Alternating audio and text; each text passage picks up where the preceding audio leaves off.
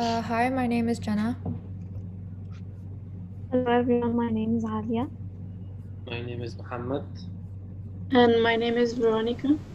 And my name is Yahya, and today we're going to be talking to you about the auteur theory.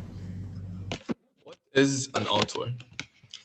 An auteur is a director that can leave their mark on a film, a director capable of reflecting their personality in a film and showcasing their vision clearly for the audience to identify them just from their work. That is precisely what Vittorio De Sica did in his films.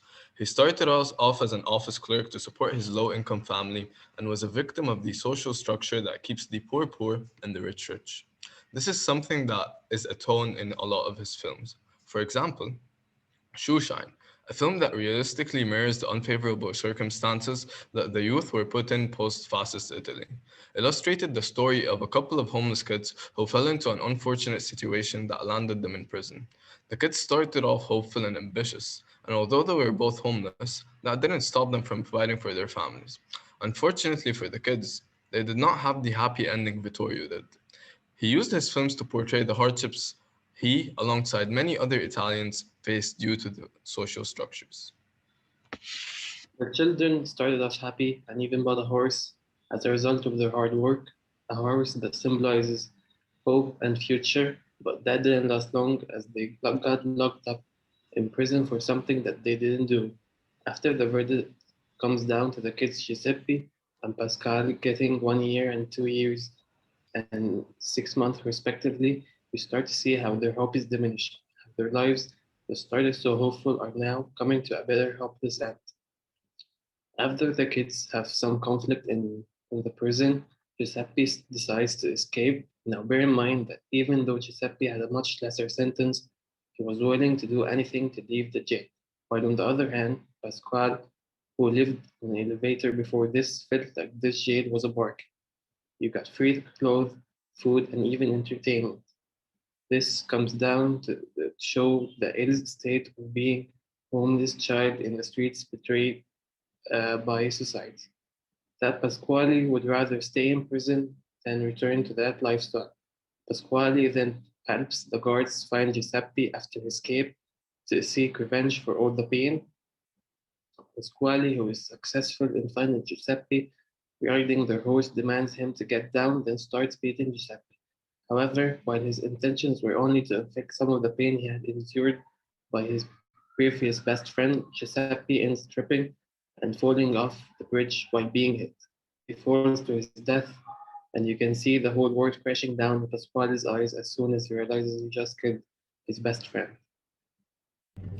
Now, while the film story independently might not mean much, when you realize that there is a pattern between Vittorio De Sica's films that all come together to paint a picture, you start to appreciate his attempts at representing social problems. With the sad ending of the film that includes the death of Giuseppe, it seems that De Sica is not very hopeful of the future of these children. Vittorio often uses children in his films to portray his vision. Through that, he was able to soften the blow when delivering somewhat controversial messages, which allows the audience to be more receptive. He paired that with using a cast of normal people that never acted before but instead were used to provide a naturalistic and authentic viewpoint as a result of their own real life experiences that helped further illustrate his vision. These are common narratives between most of his films. Putting children in prison, a setting that is predominantly associated to adults, helps emphasize their lost innocence as they're forced to grow up, which helps further depict the image of hopelessness. De Sica also relies heavily on music throughout his films.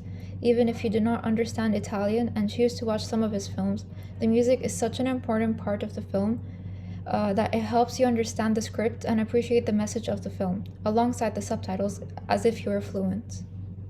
Dei seguiti anche le donne. Licenziare lei potrebbe sempre The figure that we could Bartali, prepari i motori per... Now, the reason we went so heavily into explaining the plot of Shoeshine is not that it was a special film of Vittorio or anything. It's because the plot itself carries throughout Vittorio De Sica's film career. The idea of people falling victims to the social structure they are born into and being betrayed by a corrupt society is something Vittorio struggled with as a child, and he saw many other children struggle with it as well. Although he was able to break from it, he made sure to represent it in more than one film of his.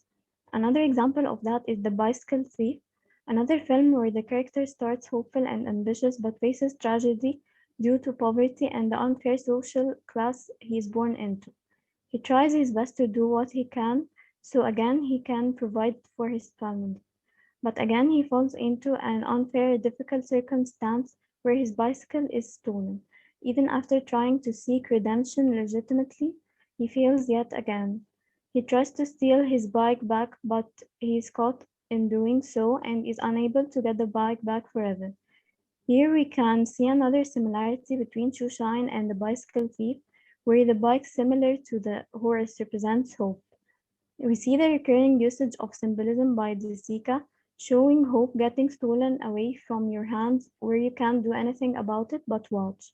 It's also a common theme of Vittorio to focus on poverty and give a voice to the weak, show them that he understands how unfair life is and how you may be dealt a bad deck of cards that you are stuck with for the rest of your life. Vittorio believed so heavily in his vision that when he attempted to cooperate with a Hollywood director in the film Terminal Station, they ended up splitting the film into an Italian version directed by Vittorio and an American version directed by David Selznick. Due to their creative differences, although wanting to break into the Hollywood market, Vittorio refused to step down on his vision when it came to Terminal Station, which is another film masterpiece that was rewarded with multiple award nominations in the 1950s. The man was such an author that he believed in his vision so much that he was willing to throw away the potential money he would have gained just to stake in what he believed in. This truly shows his character and his love for his art. Perhaps the enormous love that comes from the fact that his art is just a reflection of him. That's all, and thank you all for watching.